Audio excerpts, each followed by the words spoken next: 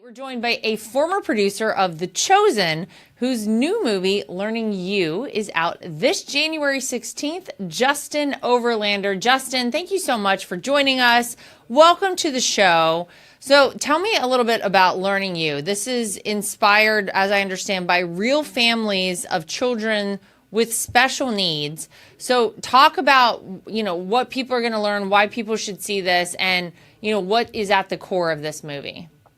Yeah, Laura, thanks so much for having me and allowing me to talk about this very important and special movie. It's one of the most special projects that I've ever been involved in. And yeah, the inspiration, the heart behind it is actually from the original screenwriter who wrote this about him and his relationship with his profoundly autistic son. So while the events in the movie, it's a road trip from theoretically Colorado to Myrtle Beach, South Carolina. While that isn't real, while that didn't happen, the emotions and the heart behind everything is very, very much grounded in the original screenwriter's true life with his profoundly autistic son.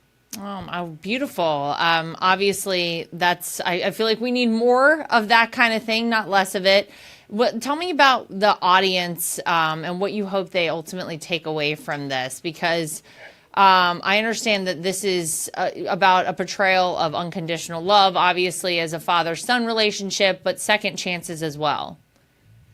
Yeah, I believe in second and third and fourth and 25th chances, honestly. I really believe in forgiveness and giving people an opportunity to come together, to come together and, work through their differences and whatnot. And so for the father and son, there are, yeah, I mean, significant outbursts from the child. Hollywood has done a nice job of portraying the cute and quirky side of autism, whether it's The Big Bang Theory or The Good Doctor or shows like that. We're showing a little bit more advanced, more profound diagnosis of autism. The child in the movie, Elijah is his name, is he's partially verbal. He can communicate, but he just doesn't have the ability to control his emotions at times. And he reminds me actually of my very first teaching job. I come from a background of education, and I taught fourth grade a handful of years ago, quite a few years ago. And I had a fourth grader in my class who was profoundly autistic. And he was there for, maybe an hour or two per day. And he would just have these outbursts, these where he would flail his arms about and make some noises. And I loved having him in class because it allowed the mainstream students to just see a little more diverse representation of people. And this movie, I'm hoping, I can't control what people are going to think or take away from this, but I hope that what they see in this is a little more empathy towards parents and families that are out in public and maybe they have a child that is having one of those outbursts. So hopefully, instead of going right to the annoyed emotion of, oh man, why do I have to listen to this? I'm trying to just enjoy my burger, to being a little bit more, he can't control that. She can't control that. That there is something going on in the brain that is disallowing them from being able to control some of those outbursts. So I hope sympathy and empathy are what audiences are going to walk away with after seeing this movie. Yeah, and listen, I mean, with the rise in autism rates right now, we know that this is something that just in so many families are dealing with out there. And I think it's beautiful how you guys have brought this to light and you're talking about it. And, as a parent, I think we've all had the experience of, being somewhere with our kid on an airplane, in a grocery store, whatever it is, and your kid has like a meltdown or starts crying. Now, when I'm on a plane and there's a parent with a kid who's crying, I'm like, you know what? I fully empathize with that parent. At least it's not me. I feel so bad because no one wants to feel that way. No one wants to feel like they're disrupting. But especially when you have a child, as you're saying, who has something more challenging going on and something that they ultimately can't control. And the film also includes actors and crew members who are on the autism spectrum and parents of special needs children, which I think is so cool. It really kind of makes the entire film so authentic, Justin. Tell me about doing that and why that was so important. Well, Laura, you hit it on the head when you're talking about being on a plane and having a child having an outburst and thinking, oh, thank goodness it's not I'm mine like, at this least it's time. not mine. Woof. Right? But I feel Right? so, I'm always like, I feel so bad for them. Like, you're doing great, mom and dad. It's tough. I know. It's like the hardest thing.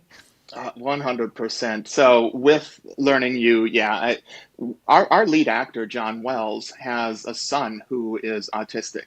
So he brought so much truth to this role. And there are times in the movie where you see him emoting that oh my goodness, this isn't the character right now. This is John. This is John emoting the way he feels at times in his life. Just the stares that you get from other people, as a parent, the most important thing for you as a parent is to protect your kids, right? Right. And I mean, that's what I care about more than anything. And if I see that my kids are in harm's way, and I'm not talking about being a helicopter parent and wrapping them in bubble wrap and everything. I kind of miss the days of riding bikes without helmets, but don't quote me on that. Uh, I see so much of John's protectiveness coming out in his portrayal of the lead character who's named Ty in the movie. And one of our producers has an adult child who's got profound autism. So he was on set every day. And our actor that plays the autistic child in the movie, Caleb Milby, isn't autistic, but he would ask questions, and Mark and John would be there to say, is this a realistic reaction to this? Or Tyler Sansom and I would convene, we want this portrayal to be as authentic as possible. And so that's why having producers like Mark, having actors like John, the original screenwriter, Jeff Davidson, that's who this story is about. So he would be on set with us and say, no, Elijah would never do that. And we're like, okay, then we won't do it. Let's do it a different way. And then, Laura, I'm sorry, I'm rambling a little bit, but I have to mention Seth.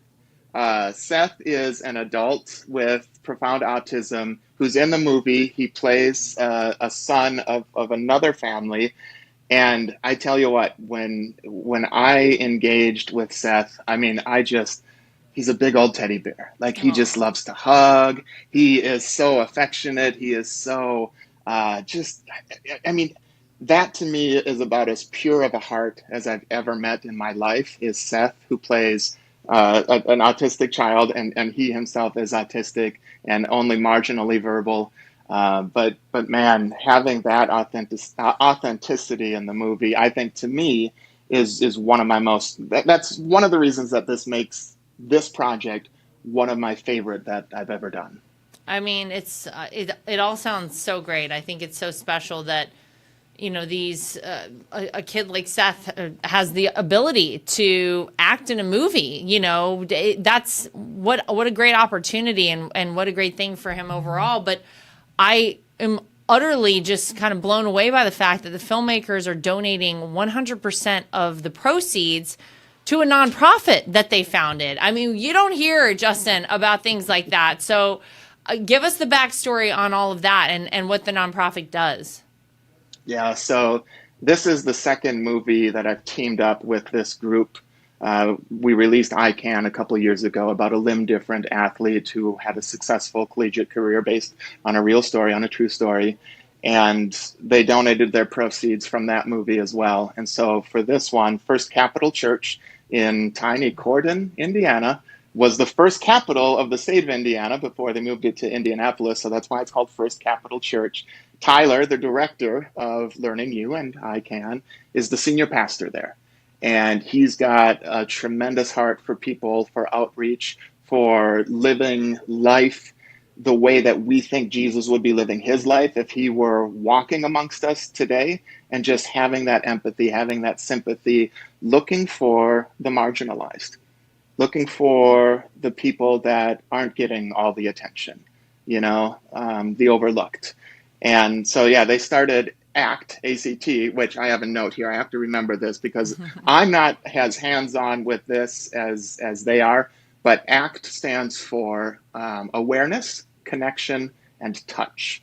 And so that's from the church themselves. And they've already done caregiver date nights. Something that a lot of people don't realize when you have a special needs child that needs 24/7 care, you can't just say, "Hey, honey, let's do a date night. Let's call a babysitter. Let's do a date Yeah. night." You can't do that. It takes a lot more preparation. And so, First Capital Church, through this nonprofit, is going to give caregivers some of that respite care. They're doing some trainings. We've got red carpet events planned for special needs communities.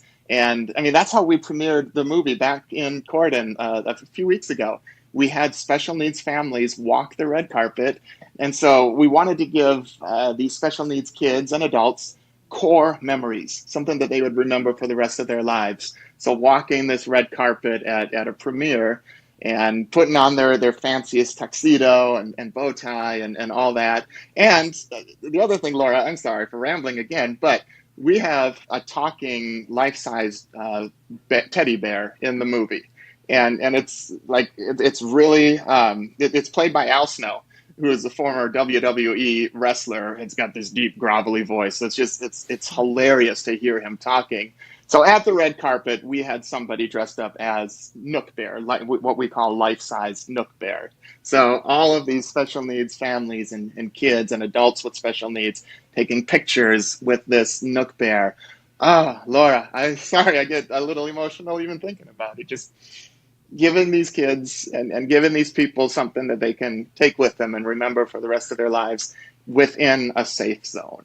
I Yeah. love doing stuff like that. Oh, I mean, it's fantastic. And, I'm so glad you brought up the caregivers because you're right. I don't think most people consider that. I mean, I think parents, as it is, I have two kids, that's a lot. There's a lot to deal with. You never think about the fact that you're right. You can't just call up, the 17-year-old babysitter down the street to come over on Saturday night so that you and your husband can go on date night. And that is so important that these parents have that opportunity. I mean, that relationship is truly the core of a family, and that's what keeps a family together, and it's so important that they have that opportunity. So man, what a great point you made. I never even considered that, and I don't think a lot of people do, but we should be thinking more about that. And I'm so happy to learn that obviously there are people out there who are paying attention to that and ensuring that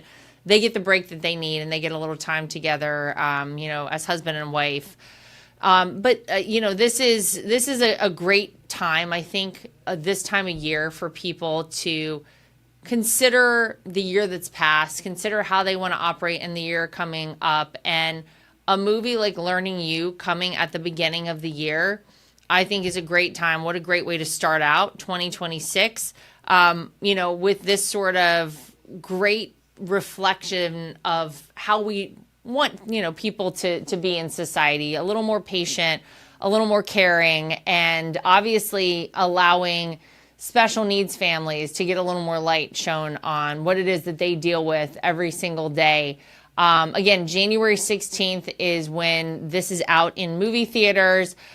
Tell people how they can learn more about the film, how they can find where to watch it in their areas, etc. Yeah, so we're not a giant Hollywood blockbuster budget, and consequently, we don't have a huge what they call P&A budget, prints and advertising. So we're doing a limited theatrical release, probably going to be in a couple hundred theaters, give or take. But learningyoumovie.com will update that website when new theaters are booked. And on our socials too. Ty Carter, I got to give a shout out to him at Church Anywhere or at First Capital Church. He runs the socials and just does a tremendous job. So on Facebook, it's facebook.com/learningyoumovie. And on Instagram, it's Instagram/learning_you_movie. At any rate, if you search for Learning You Movie or even search me up, Justen Overlander, you can find it all linked within my socials. I'm the only Justen Overlander in the world, so sometimes it's, for Oh, better or worse, you find me and you can see some of these links that I'm talking about, and maybe you can put it in the show notes. I don't know how you handle that, but yeah, follow along on socials. If you don't see it coming to a theater near you, reach out to us and help us get in touch with the theater nearby. yeah. that's how smaller movies like this get into theaters. It's by word of mouth. It's by drumming up excitement, the desire. If theaters know that there's a desire to watch this movie, of course they're going to want to show it and sell some Yeah. popcorn and sodas to audiences. Yeah, ask for it in your area. Well, listen, Justin, kudos on a great job here. This is something, like I said, we like to see this kind of thing. We need more of this, and can't wait to watch. I hope everybody out there supports this movie, and obviously it's going to a great cause, as you just heard. So, Justen Overlander, thank you so much for spending some time with us here, and we will certainly be paying attention beginning of January to see how it all goes. Thanks so much, Laura. God bless you. Thank you. Right back at you. And to everybody at home, as always, make sure you like, subscribe, share, and follow. We'll see you back here next time for more.